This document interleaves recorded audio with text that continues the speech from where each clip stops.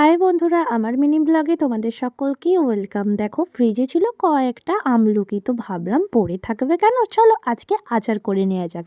কাঁচা আমলকিগুলো প্রথমে ফুটন্ত জলে ভালো করে বয়ল করে নিলাম। এই দেখো, আমার কিন্তু সেদ্ধ হয়ে গেছে। এরপর একটা কড়াই বসিয়ে নিলাম আর তার মধ্যে দিয়ে দিলাম কিছু গোটা শুকনো মশলা। তো দেখো, এখানে ছিল জিরে, মৌরি, পাঁচফোড়ন, এলাচ, লবঙ্গ, দারচিনি, শুকনো লঙ্কা, তেজপাতা।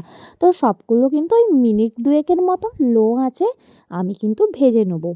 মশলাটা তো ভাজা হবে, আর মশলাটা ভাজা হয়ে যাওয়ার পর আমি কিন্তু এটা শিলেতে বেটে নেবো। তোমরা কিন্তু চাইলে মিক্সিতেও বেটে নিতে পারো। এরপরে কড়াইয়ে দিয়ে দিলাম সরিষার তেল। তোমরা চাইলে কিন্তু এখানে সাদা তেলও ব্যবহার করতে পারো। তো দেখো, তেলটা হয়ে এলে এর মধ্যে কিন্তু আমি দিয়ে দিলাম সামান্য পরিমাণ কালো জিরে। এটা কিন্তু তোমরা দিতেও পারো, আবার নাও পারো। এরপরে দিয়ে দিলাম আগে থেকে সেদ্ধ করে রাখা আমলকি। এই দেখো, আমলকির কিন্তু বীজটা আমি ছাড়িয়ে নিয়েছি। কিভাবে ছাড়িয়েছি তোমরা কিন্তু দেখতেই পাচ্ছ, এভাবে কিন্তু ছাড়িয়ে নিও। এরপরে কিন্তু আরেকটু নাড়িয়ে নিয়ে তার উপরে দিয়ে দিলাম সামান্য পরিমাণ হলদি গুঁড়ো। আর এই হলদি গুঁড়োর পরিমাণটা কিন্তু খুব একটা বেশি দেওয়ার দরকার নেই। আর তার সাথে দিয়ে দিলাম একটু লবণ, আর এতে একটু কালার হওয়ার জন্য দিয়ে দিলাম কাশ্মীরি লাল মির্চ। তোমরা চাইলে এটা দিতেও পারো, আবার নাও পারো। তো এই দেখো, এখন কিন্তু আমার প্রায় হয়েই এসেছে। আর এরপরে দিয়ে দিলাম গরম জল। এখানে কিন্তু তোমরা ঠান্ডা জলও দিতে পারো।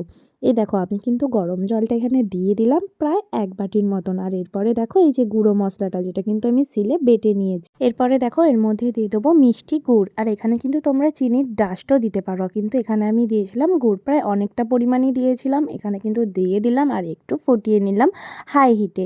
তো এরকমভাবেই কিন্তু আজকে রেডি হয়ে গেল আমাদের আমলকির আচার। দেখেছো, এটা ফুটে এসেছে। এরপর এটা একটু সামান্য পরিমাণ মেরে নিয়ে এতে দিয়ে দিলাম ভিনিগার। ভিনিগারটা কিন্তু আমি দিলাম যাতে এই আচারটা একটু বেশি দিন পর্যন্ত সংরক্ষণ করে খেতে পারি।